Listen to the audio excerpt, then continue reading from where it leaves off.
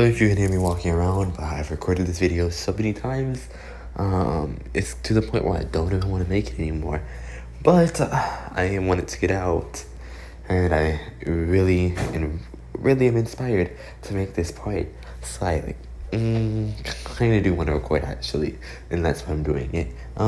So I will be pasting this whole video, but let's start where we left off. Deku was, I have to say the name.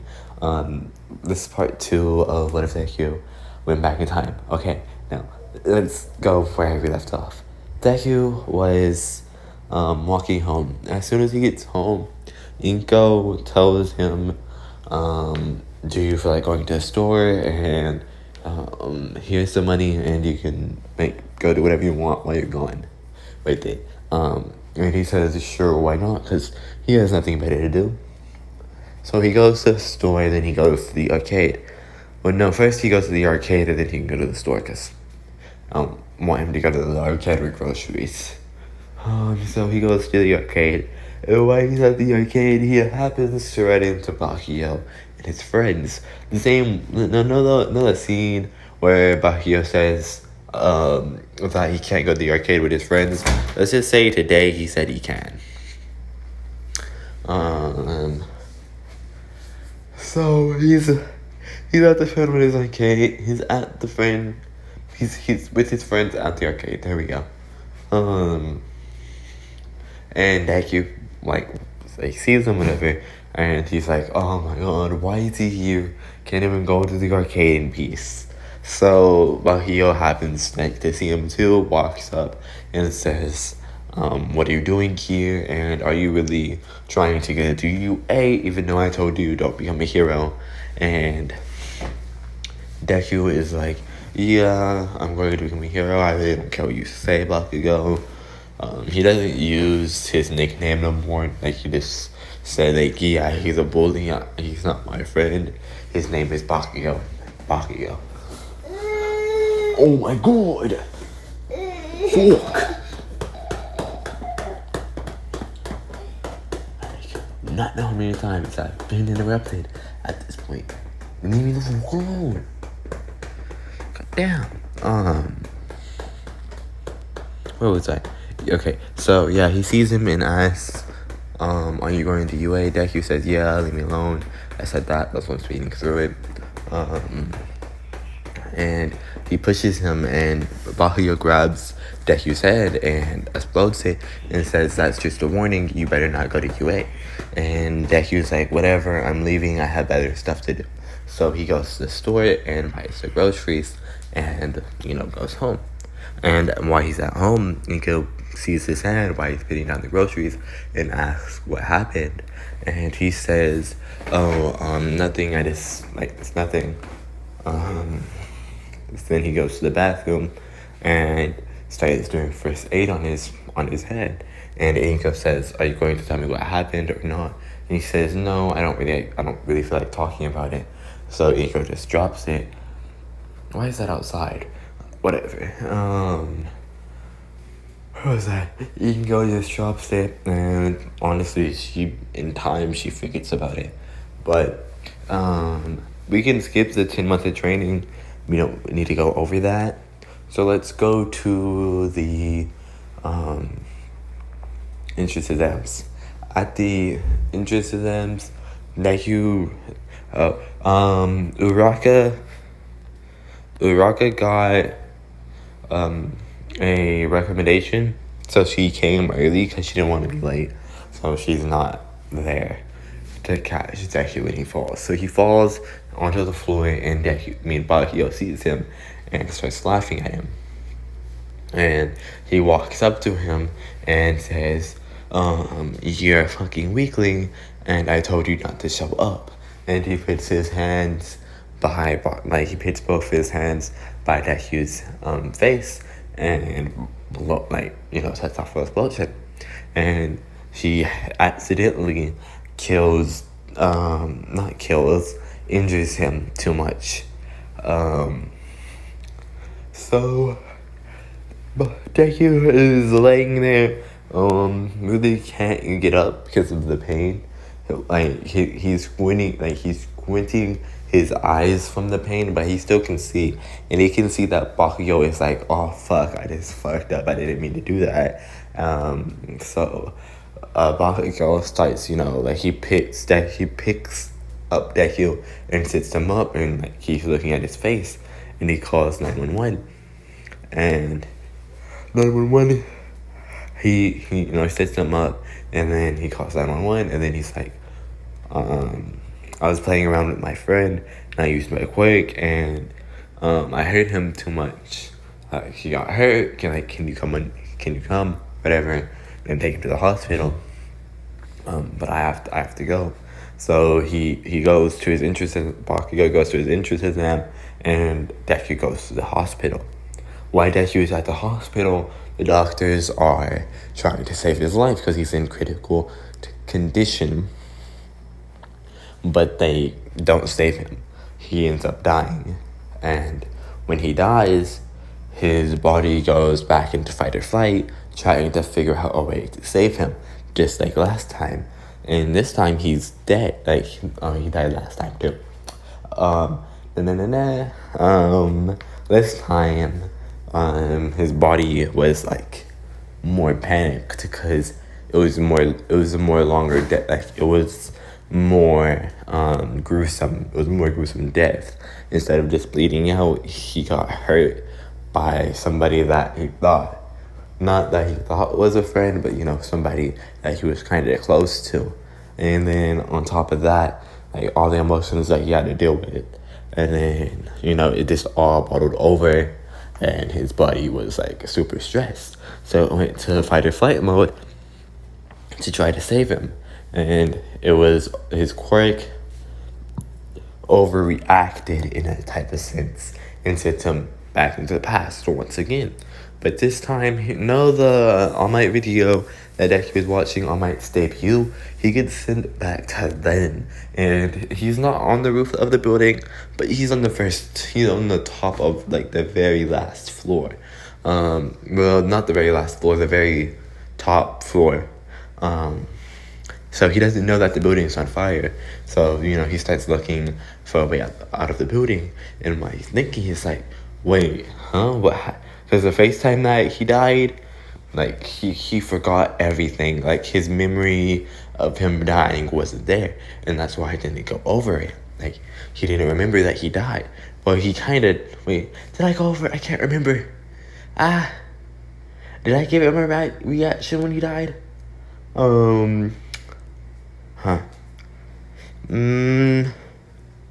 Honestly, can't remember if I had him react to his death. I think I did. I think I had him look at Inko what? Oh yeah. Okay, I did, because I had him train extra hard because he knew he was gonna die. I said that lines, I'm pretty sure. So let's say over time, because when he went back, he was 4, right? So let's say over time he forgot most of the first time that he died, and he eventually just thought that it was a dream. This that made him remember, oh shit, this is not my first time dying, this is my second time. And he gets just a flood of memories from his first time dying and his second time dying. And how do I explain it? It's like his life flashes before his eyes, not once but twice, and he sees 2 different outcomes of his life. One where he died while he was still a teen, and one where he died when he became the #1 hero. And he was wait, so this is my quirk, this is my power, it has something to do with going back, saving my life. And that's all he knows. He just said it has something to do with saving my life in a sense, because this is the second time that it has saved my life. And he just he notes that down in his memory, and he goes about his day. Let me note this, that the fact that he's still 16. Wait, yeah, he still is 16. He just went back in time this time. His body stayed the same age, his self. Basically, let's say his whole body went back in time, but at the same time, if you go to that timeline, his body is still at the hospital bed. So he's at the building, right? And he's running down the stairs. And when he gets to the lower floors, he starts seeing fire, and he's like, "Oh shit, this building is on fire. I need to get out." So he runs back up the stairs to avoid the fire, and he goes to the roof, and then he starts going down the fire escape. As he's going down the fire escape, he gets to like the end of where the fire escape goes, because the building crumbled down and fell onto the fire escape. Honestly, I don't remember much of what that scene looked. So if it wasn't a burning building, and it was something else, all I know it was fire and he saved people. So if this is not how All Might's debut went, now it is. Deal with it. Sorry, but deal with it. Anyways, he breaks into a window, and he breaks into somebody's apartment, basically. And he hears this mom and a girl, and he hears this mom and a baby. He doesn't know this girl. He hears this mom and a baby crying. And the mom screaming like, "Help, help, help, help my baby, like somebody help me." Why do I keep getting interrupted? Yeah. Open the door. I'm recording. I need my fan. Oh my gosh. You're just trying to do this. I messed up your recording without giving my fan back. Here. I don't care. Oh, I'm not cutting this out either. I'm not. I've recorded this video too much. God. Every time I go to record this video, something interrupts me. So, yeah, I'm not redoing this video. Like, this is legitimately the same point I was. Not the same point that I was at, but like near the same point I was at when I got cut off. So I'm just going to go on. Sorry for the interruption. So he jumps over some decay or whatever. I'm not gonna explain it, but he jumps over some like burning building or whatever, and he gets to the baby's room, and he grabs the baby, and then he gives the baby to the mom, and then he's trying to avoid the mom seeing his face, because he knows well, actually, no, he doesn't know that he's in the past. He just knows that his body or his quirk did something to save his life, and now he's in a burning building. So no, he doesn't care. He grabs the mom, and he shows her to, like, he goes to a window, and he yells for help. Like, he breaks a window and starts yelling for help, and All Might saves him and the girl and the baby. And like he just goes about his way after getting saved. He's like he knows that he's in the past now after he got saved. He's like, wait, hold on, that was All Might in his old costume when he first debuted, because I feel like he would know that. And then like when he got outside the building, he would look at the scene and be like, oh wait, this is that video that I was watching. This is the scene of like All Might's debut. I'm back at All Might's debut. How did I get here? And then like he would go about his life, whatever. And then eventually he would learn the year. I don't know what year All Might debuted, and I'm not just going to say a random year. So whatever year All Might debuted, that year, he realizes that he's back at that year or whatever. And he knows that he can't become a pro hero, because then his name would be remembered in history, right? So he's like, well, if I can't become a hero, I'll just become a vigilante. So he becomes a really, really good vigilante, because he already knows how heroes work. So he knows how to avoid the heroes, and he knows how to stop the villains already, because he's been a pro hero. He's been the #1 hero already, so he knows what he's doing. So he becomes a famous vigilante, and nobody's ever seen his face. There's no fingerprint, no DNA left behind. And every time he turns in a villain, all they say is they've seen a green blur. Like that's it. And they're like, oh, okay, so maybe he has like a speed quirk, and that's all they have down. But he doesn't even have a speed quirk. So eventually he runs into a One For All, and like he sees One For All, and he doesn't know who One For All is. So who did I even die from? I don't think I said who he died from in the future. I think I just left that blank. Okay, we're good. So Deku runs into One For All, and he doesn't know who that is, so he goes to fight him and try turning him in. But he starts to lose, and when he loses, he was putting up a good enough fight where One For All wants his quirk. So One For All goes to try taking Deku's quirk, but he's like, wait, you're quirk. Like, he says this out loud. He's like, wait, you're quirkless? And yet you're that good? You deserve to have a quirk. You deserve to become a hero.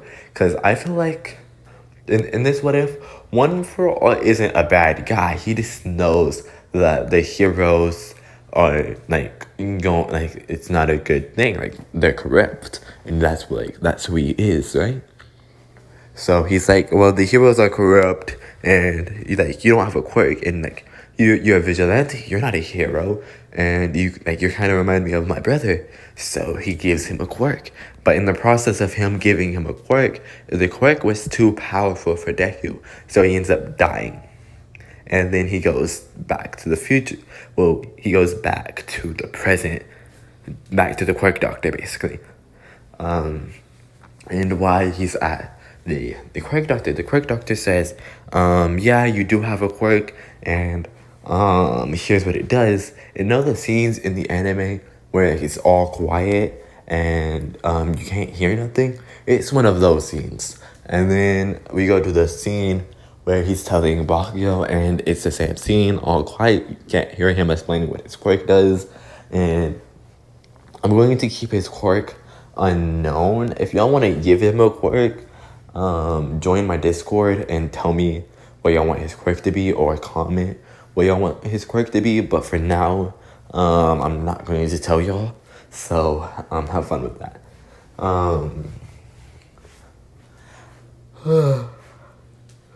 Honestly, this is as far as I got. Hold on, give me a second to think of some plot. Okay. He goes after that, him and Bakio become best friends, whatever. And now we skip to the start of the anime, but this time Bakio is with him, and he says, let me mention this. Every time Bakio uses his quirk, Deku flinches, and Bakio notices that, and he's like, bro, why do you, he's saying, why do you flinch every time you see my quirk? He's not saying this out loud right now, but he's thinking it. It's on his mind. He's like, why does Deku always get scared when I use my quirk? Is it something about my quirk he doesn't like? And he's self-conscious about using his quirk around Deku. He barely does it. He doesn't like it. But he will if he has to, but he tries not to use his quirk around Deku whatsoever. So he doesn't have his ego, because he doesn't use his quirk that much, and people is like, oh, Bakio, they still say Bakio has a good quirk or whatever, and he's a good kid. He doesn't just show it off that often. But the real reason why he doesn't show it off is because he's like, Deku is kind of scared of my quirk, and I don't know why. And he's Deku's friend, so obviously he's not going to use his quirk if it's scaring his friend. But anyways, back to the scene. Where was I? Okay. Bakio is knocking at Deku's door saying, you're late, come on, let's go. So they're walking, and the scene where he's running up to the fight. He tries running up to the fight to watch it and take down notes, but Bakio stops him and says, let's go to class. And then he goes to class or whatever. And the teacher throws up the papers, all that shit happens. But this time when Bakio goes to jump on the desk, he mentions Izuku, saying Izuku will be the number 2 hero, and I will be the number 1 hero, and together we will rid this world of all evil. And basically that happens. And then I think we can say the sludge villain incident. Let's go to that, and I'll leave it off on there. And then if y'all give him a quirk, I guess I'll have him use his quirk on the sludge villain. But and then if y'all don't give him a quirk, I'll make up a quirk and then have him use it on the sludge villain so y'all can know what his quirk is for the next part, because I'm going to be using it a lot. Because I got to use it in the interest exam and then so on and so on. So we can go from there. Oh, let me mention this. Now, so it's like I will have it on the recording, so I will know myself. One for all, and all my, well, not all my, but one for all, or all for one. That's his name. All for one. Will remember Azuku. Like when he sees him, he's like, wait, that kid was like, how is he still the same age? Like what? Because he's like, I didn't give him a quirk to keep him the same age. Like how does he look so young still? So he's like, that's that. I just needed to say that. This is Shadow Master signing out. I might make another video. Oh yeah, I have a Discord. If I haven't mentioned it yet, link will be in the description. Hope y'all join it. See y'all in the next video. If I feel like it, I don't know if I will, since this video took so long. If I feel like it, I'm going to record a new what if tonight and hit it on the drafts. So like it will upload in a couple of days, so I don't have to worry about recording. Cause I'm starting school, and I think I'm about to start my new job if I get it. So yeah, I'll see y'all in the next video. Shadow Master signing out.